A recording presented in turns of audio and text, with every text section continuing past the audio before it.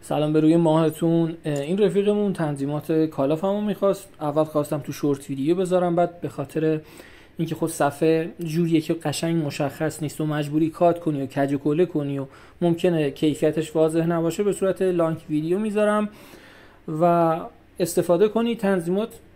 تنظیمات خوبیه دیگه. کلی ما داستان کشیدیم تا اینو سرهم کردیم. امیدوارم مریم خانم هم ببینه و استفاده ببره. خیلی مخلصم. خداحافظ.